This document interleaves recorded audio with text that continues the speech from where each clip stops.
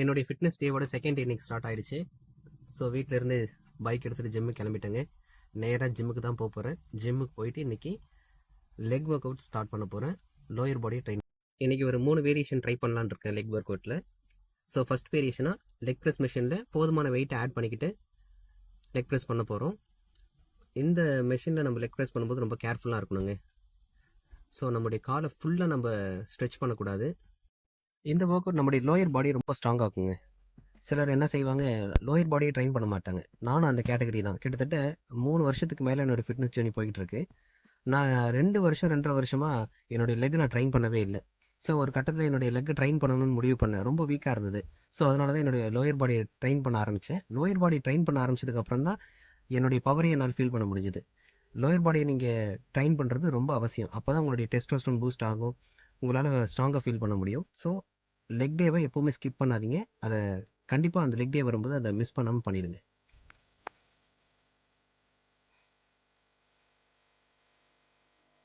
லெக்கோட second வேரியேஷனுங்க இது. இதுவும் leg press machine தான்.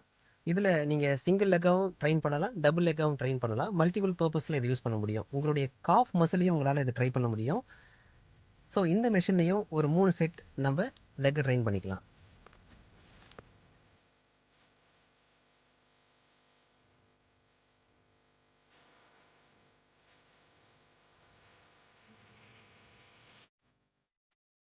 இப்போ தேர்ட் வேரியேஷனுங்க பெல் ஸ்குவாட்னு சொல்லுவாங்க.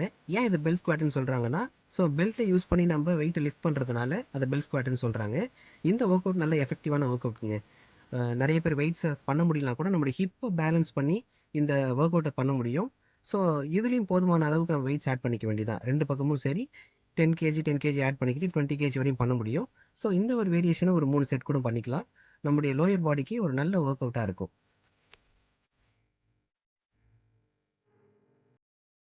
என்னோட ஒர்க் அவுட்டை முடிச்சுட்டு ஹேர் கட் பண்ண போயிட்டேங்க. ஒரு புது கடையில் நீங்கள் ஹேர் கட் ட்ரை பண்ணலான்னு போனேன். அந்த கடைக்குள்ளே நுழைஞ்சதுக்கப்புறம் தான் தெரியுது அங்கே இருக்கிற யாருக்குமே தமிழ் தெரியாதுங்க. எல்லோரும் ஹிந்தி பேசுகிற பீப்புள் ஃப்ரம் வெஸ்ட் பெங்கால்லேருந்து வந்திருக்காங்க. நார்த் சைட் பீப்புள்கிட்ட பேசும்போது தாங்க ஒரு விஷயத்தை புரிஞ்சுக்கிட்டேன். அவங்க ஏன் தமிழ்நாட்டில் வேலைக்கு வராங்க அப்படின்ட்டு. நல்லா ஹார்ட் ஒர்க் பண்ணக்கூடிய பீப்புளுங்க. நீங்கள் என்ன சொன்னாலும் அந்த வேலையை செய்கிறாங்க. நீங்கள் ஒரு விஷயத்த மாற்றி செய்யுங்கன்னு சொன்னால் கூட சலிப்பே இல்லாமல் அதை உடனே செய்கிறாங்க. எத்தனை முறை சொன்னாலும் செய்கிறாங்க. ஸோ அதனால தான் நார்த் சைட் பீப்புளை ஏன் வேலைக்கு எடுக்கிறாங்க தமிழ்நாட்டில்ங்கிறத நான் நல்லா புரிஞ்சுக்கிட்டேன். பாருங்கள், எப்படி இருந்த என்னுடைய தலையை இன்னும் கொஞ்சம் நேரத்தில் எப்படி அந்த தம்பி மாற்றிருக்காருன்னு பாருங்கள்.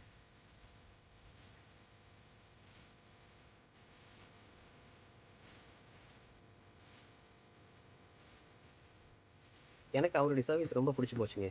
ஸோ ஹேர் கட் பண்ணதுக்கு பே பண்ணிவிட்டு அவருக்கு டிப்ஸிங் கொடுத்துட்டு மூட்டை முடிச்செல்லாம் கட்டிக்கிட்டு நேராக வீட்டுக்கு கிளம்பிட்டேன். வீட்டுக்கு வந்து 10 நிமிஷம் கூட ஆகலைங்க. நம்ம கஸ்டமர் ஒருத்தர் ஃபோன் பண்ணி கடலூர் வரையும் சவாரி போகணும், சீக்கிரமா கிளம்பி அப்படின்னு சொன்னார். உடனே நேராக கிளம்பி வந்துட்டேன். பொழப்ப பார்க்கணும் இல்லையா. இன்றைக்கி நம்ம ட்ரைவ் பண்ண போகிற காரு மாருதி சுசுகி பிராண்டில் எஸ் கிராஸ் அப்படின்ற அந்த வேரியண்ட்டு தான் நம்ம ட்ரைவ் பண்ண போகிறோம். இந்த கார் எவ்வளோ கிலோமீட்டர் ஓடி இருக்கு பாருங்களேன். கிட்டத்தட்ட 1,05,000 கிலோமீட்டர் இந்த வண்டி ஓடி இருக்கு.